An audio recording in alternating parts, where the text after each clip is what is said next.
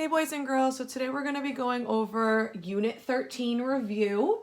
I don't know if you're as excited as I am, but this is the last instructional lesson that we're going to go over for the rest of the year. After this, it's just review because you have now learned it all, so you should be super proud of yourself. I'm going to go through each question. Some of them I did out in advance just to save some time, and you'll see when we get to those questions, but I really suggest that you go through these reviews on your own first, and then you watch the video as a check when you're done to see, did you really learn a lot from the video? You know, is there one topic that maybe you should watch that video again? You know, things like that. All right, so I'm going to go through each question, but again, I'm hoping that you would have tried this review on your own first. All right, so as I read number one, it says, given the box plot below, which statement regarding it is correct? So when I'm reading a box plot, I know that it's my minimum value that's first, quartile 1 is next, the median, then quartile 3, and then the maximum value. So I went ahead and already labeled that. And now because it's multiple choice, I'm going to look at those choices and let those help me come up with my answer. So it looks like I need to look at the median and the interquartile range in order to answer this question. All right, so I'm just going to start off by labeling that on the side here. I have to find the median and my IQR, that interquartile range, to answer the question. All right, so the median, it looks like, is the value of 30. It's right underneath, so I'm going to fill that in. And the IQR is Q3 minus Q1. All right, so I can see that my Q3 value is 45, and my Q1 value, it looks like, is 25. And when I subtract those, I get the number 20. All right, so I'm looking for my median, which is 30, and my IQR, which is 20. So it looks like that's going to be choice 3. All right, so I can see that the median is 30, the interquartile range is 20. Those are the values I found. I'm done. All right, number 2. It says the scatter plot below compares the numbers of bags of popcorn and the number of sodas sold at each performance of the circus over 1 week. And I can see that. Popcorn sales are at the bottom. Soda sales are on the side. It's so important that we always label our axes. I want to talk about this now because I'm actually going to bring it up later on in the review. When you have a graph that doesn't start at 0, they'll sometimes make this little, what should I call it, like a little lightning bolt symbol.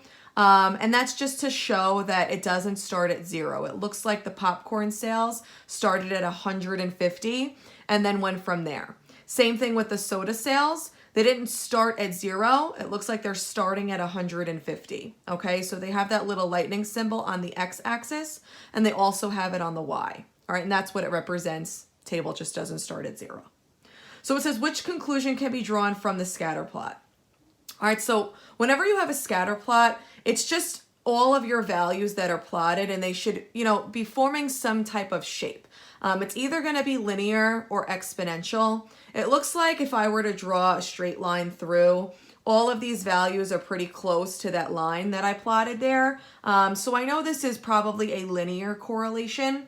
And because it's increasing in value, 200 to 200, 300 and 300. So my values are getting bigger as I move on. I know I'm looking for some type of positive correlation. So I know it would have to be, it looks like only choice 2.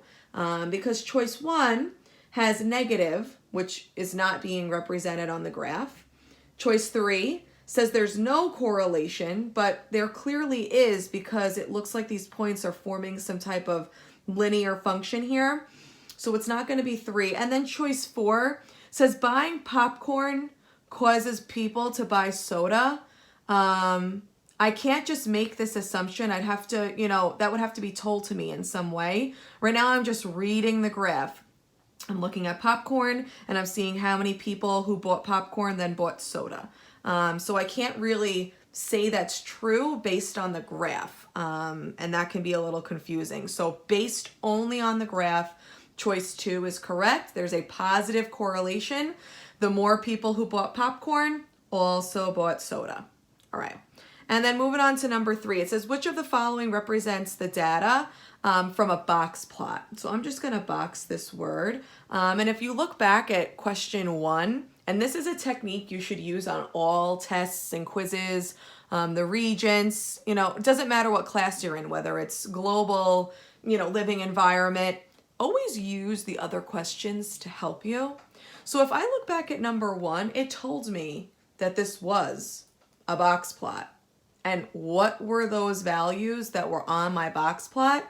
Well, it was a minimum, quartile 1, right, median, Q3, and maximum value. So I'm just going to write a box plot. It was in number 1. And again, it was the minimum value, quartile 1, the median, quartile 3, and the maximum value. So I know it has to be choice 3. So if you remember that, that's incredible. And if not, like I said, always use the other questions to help you. All right, let's move on to the second page.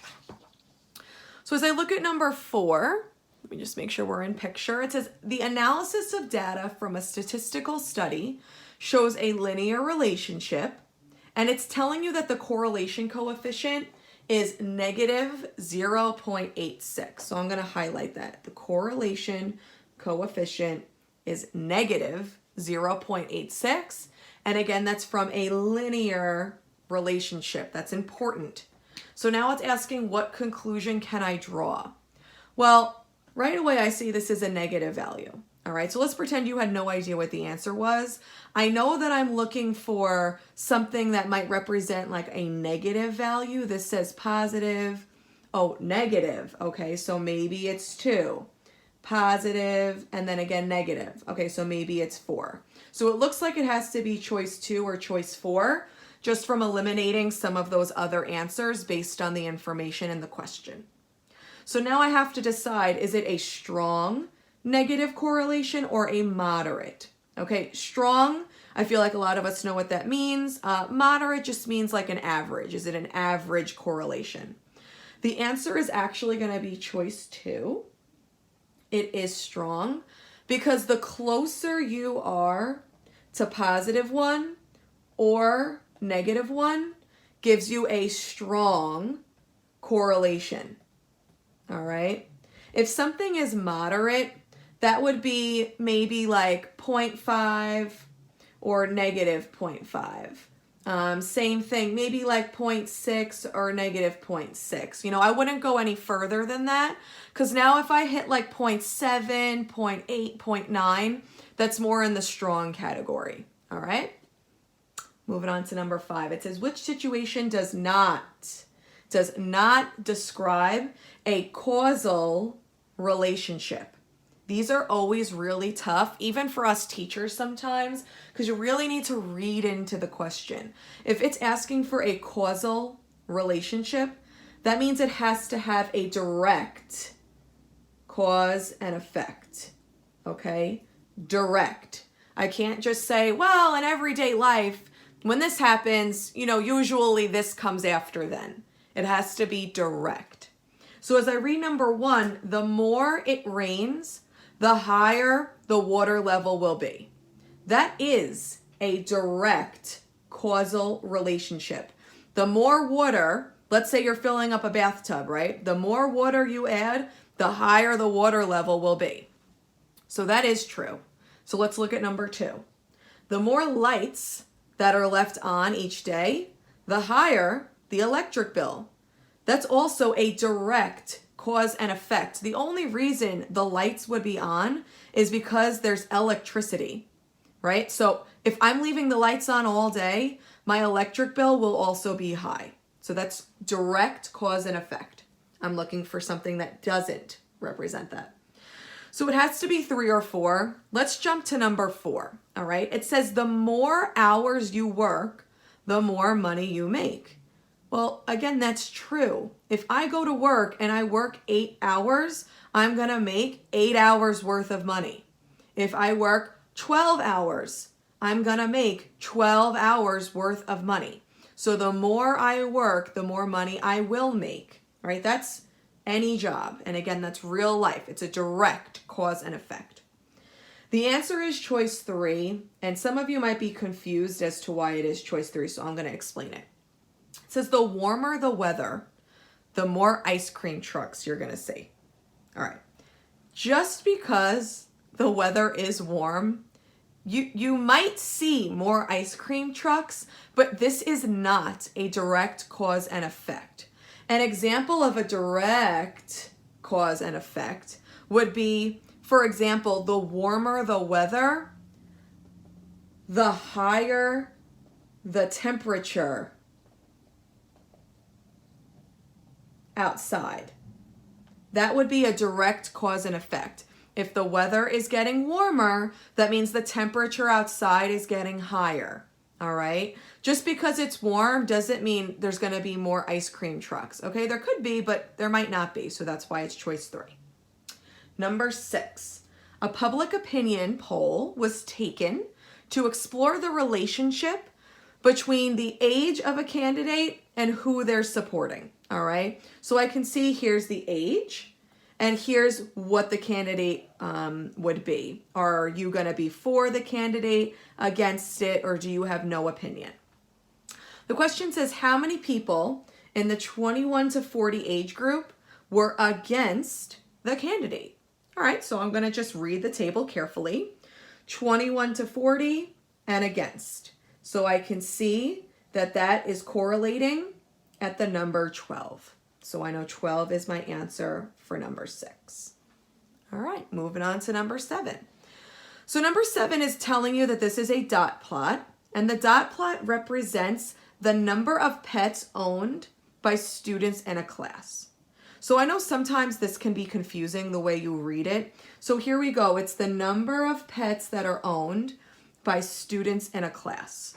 So the number of pets would be at the bottom here. I'm going to fill that in. Here's my number of pets. So you either have no pets, 1 pet, 2 pets, right on and on.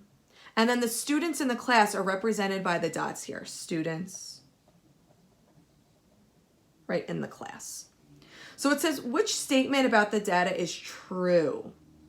Now, if you had your calculator, like you would at school, and if you have that Calculator X app at home, that's awesome. These are the buttons that you would press to answer this question. All right, so I'm not gonna type every single thing in, but I will open up the app just to show you guys what you would press. So because this is a list of numbers, I would go to my calculator and I would press stat, and then I would press edit. It's that first choice. And you would go ahead and type in all those values in list 1. So I would type in 2 zeros, 2 ones, 5 twos, right? So on and so forth. So it would be like I would type in 0, 0, 1, 1, 2, 2, 2, 2, 2, right? And then so on and so forth for the rest of these values. And then when I'm done, I would go back to stat. And then I would want to just scroll over to calc, and then I would press that choice 1, all right, for my 1 var stat. And if I were to press that, all of the information that I need pops up here on the left-hand side. So I can see what the minimum value is, quartile 1, the median, right, quartile 3, the maximum. I can see what the mean is, it's at the top, all right? And then I would just use my calculator to help answer this question.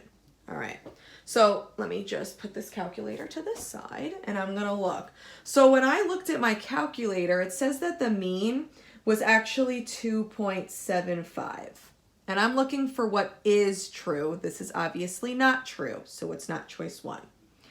When I looked at the median was the number 3, and they're saying the median is 2.75, so that's not true. So it has to be 3 or 4. Well, the interquartile range is Q3 minus Q1. My Q3 was 4, and my Q1 was 2. Well, 4 minus 2 is 2. These values are matching, so I know choice 3 was my answer. That's what was true. All right, on my calculator, the minimum value was 0. And you can even see that from the table, guys. The first number that had a value was 0. So 0 is the minimum, not 6. All right, moving on, next page. All right, so if we look at number 8, I just got a head start here. So it's giving you two different teams, right? Team A and Team B. And they're telling you that the two sets of data represent the number of runs that were scored. All right. So Team A scored all these runs. Team B scored all these runs. Which set of statements about the mean is true? So the mean is my key vocab word here. Now, if I want to find the mean, I could type these values into my list on that stat button and then just find the mean that way. Or you could do it longhand and that's okay. The mean tells me I add up all the values and divide by how many there are. All right, so if you want to just find the mean longhand, that's okay. So the mean of Team A was 6, and then the mean of Team B was 6.875. And because it's multiple choice, I like to add these values on to my choices so it's easier for me to see what the answer is going to be. All right, now I'm just going to check. Well, is 6 less than 6.875? It absolutely is, so I know choice 1 is the answer. All right, and I can check. 6 is not more than 6.875. 6 doesn't equal 6.875. And if I take half of this number, it's not going to be 6. All right, so again, that doesn't work out.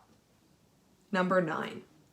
After performing analysis on a set of data, Jackie examined the scatter plot of the residual values. This is a huge vocab word, all right? If I was looking at a normal scatter plot, I would want those values to form a shape. But this is not a scatter plot. These are residual value scatter plots. So these are the opposite. I want no pattern to form. All right. So it says which scatter plot indicates the best linear fit. And again, if I want the best linear fit, it should have no pattern. So if I look at A, this has a pattern. It looks like a U. Not my answer. If I look at B, it has a pattern. It's like an upside down U. Not my answer. If I look at C, it's the same thing. It kind of has a U shape. That's not good. So I know my answer has to be choice D because they're all evenly scattered around. All right, so there's no pattern there that I can easily form. So I know it's D, and explain your answer. It's D because there's no pattern. All right, and that's what you're looking for when it comes to residual values. All right, let's keep it moving. Next page. All right, looking at number 10 here. So number 10 gives me a table, and it says, Robin collected data on the number of hours she watched television on Sunday through Saturday for a period of 3 weeks. So on Sunday, she watched 4 hours of TV. On Monday, she watched 3 hours. Okay, so that's how you would read this table, so on and so forth. And it says the data is below. Using an appropriate scale on the number line below, we want to construct a box plot for the 15 values.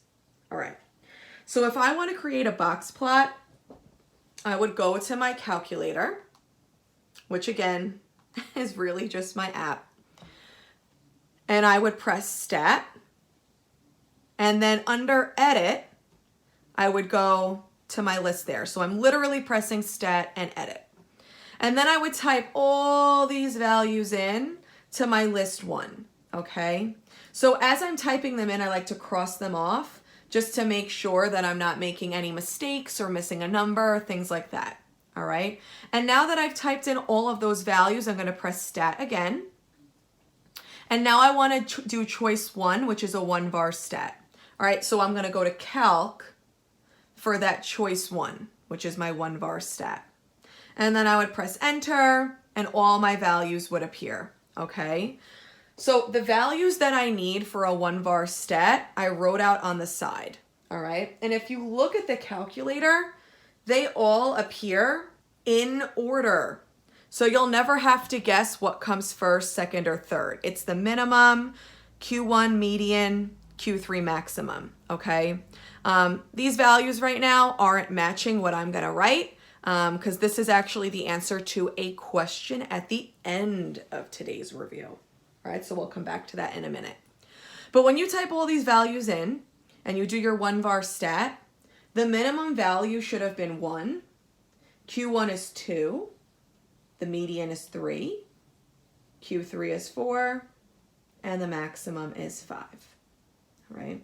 So now that I have all my values, I like to create my scale at the bottom. All right, so I'm just going to start with 0. And I'm just going to do every other line because it has to have a pattern. So if I skip this line and make this guy 1, I have to skip again and make him 2. Skip again for 3, skip again for 4, and then skip again for 5. All right, you guys don't have to use this pattern that I am. You could have done 0, 1, 2, 3, 4, 5, you know, so on and so forth. It's whatever you want to do. I'm just going to space mine out because that's how I like to write it. And again, first step, find these values. Second step, create your scale. Third step, plot your values. So I have a value at 1, 2, 3, 4, and 5. And then I like to create my box plot at the end so I know I'm not making any mistakes here. So I know my box goes in the middle. And then I have what used to be called whiskers. This used to be called a box and whisker plot, but they took off that whisker. Now they just call it a box plot. All right, but it's box and whisker. That was the old school way because it almost looks like these are whiskers on the end. And then I know my median goes right down the middle and I'm done. All right, number 11. So I already created this histogram just to save some time. Feel free to pause the video, copy this down, you know, and then listen to what I'm saying after if you need it. Totally up to you. But if I want to create a frequency histogram, I have to first figure out, well, what are my values going to be here on the side? Well, I can see this frequency had 2 tallies, so I'm going to write the number 2. This frequency had 6, so I'm writing the number 6, 3, and 4. All right. And now that I want to actually create my histogram because I'm ready to go, think of these values as my X on the left. Think of these values on my Y, on the right. All right. So if my X values go at the bottom, I know that they're represented as intervals. Okay. Notice how my interval does not start at 0. So if you think back to question number 2 on the first page, there was that little lightning bolt symbol. You can either add it in or you can leave it out. I'm going to add it in right now. Just like a little lightning bolt, because again, my X values don't start at 0. So that first interval that I'm setting up should not be starting at 0 or it's technically incorrect, okay? And then I want my intervals to be evenly spaced. So the first 2 boxes, I'm letting equal my first interval. And then again, the next 2 boxes are my second interval. The next 2 are my third. The next 2 have my fourth. And the last 2 have my fifth. Okay? The bars have to touch in order for it to be a histogram. And then my Y values on the side, well, here they are. It looks like my biggest Y value is 6. So I started at 0 and then I worked my way up. I skipped again, just every 2 boxes. So then I had 1, 2, right, 3, 4, 5, and 6. And then I created my histogram. All right. I just included some notes on the side here that the bars need to touch. The intervals need to be spaced evenly. So if I counted by 2 boxes from the beginning, it has to be 2 boxes all the way through, just like on the X values, 2, 2, right, all the way through. And if the graph doesn't start at 0, it's because the table must not have started at 0. So be careful of that. And I'm done. I could have added on, I just didn't really have room, that this is my time here for my X values, and this is my frequency on the side for my Y values. Okay? All right. Moving on. Oh my gosh, we're almost done. We're on the last page. This is awesome. All right, so this question I am going to do the whole thing with you. All right. So it says that the table below shows the number of grams of carbohydrates, which is X, and the number of calories, which is Y, for 6 different foods. State the linear regression equation. All right, and then we have to round to the nearest tenth. So this is what I was trying to tell you before. So when I'm on my app, let me just get rid of all of this stuff from before and start fresh. The first thing I should be doing is going to my stat button, and then I want to go to my edit, right, for my list. You know what? Let me include that. Stat, and then edit. Okay. If you guys can try to like zoom in any way, you know what? Can I zoom in a little bit in my video? Oh my goodness, I can. This is awesome. Okay. So if you can see here, the X values are 8, 9.5, 10, 6, 7, 4. And that's my first list that I typed those values in. 8, 9.5, 10, 6, 7, 4. All right. Then I'm going to jump over to my list 2. Here's my Y values. And I typed those in as well. They have to be typed in order, or your answers will be wrong. All right. Because again, when X was 8, Y was 120, they should match. So I have 120, 138, 147, 88, 108, and 62. All right, so I just typed all those values in. Now, if I want to get my linear regression equation, I have to go to stat. I'm scrolling over to calc. Okay, and it's choice 4. It says LINREG for LIN, linear, REG, regression. All right, and that was choice 4. I'm going to press enter, and I can see here that all the values that I need are now popping up. So the equation is y equals ax plus b. So I'm going to start off by writing that down. The equation is y equals ax plus b. I need to fill in these a and b values. So I'm going to write those off to the side, a and b. If I look at the values on my screen, I can see here that my a value is 14.1123, right, on and on. So I'm just going to write 14.11. And then for B, I'm going to write 5.83. Okay. And the only reason I'm not including all of those values is because I need to round to the nearest tenth. So I know 10 has 1 0, so I want to go one place after the decimal. All right, so that's where I want to round. So my A value will stay as 14.1. It's not going to round to 14.2. All right, we won't round there. So it's going to be y equals 14.1x plus, and then my B value, it's going to stay 5.8. It's not going to round to 5.9, okay, because the 3 tells me to keep it.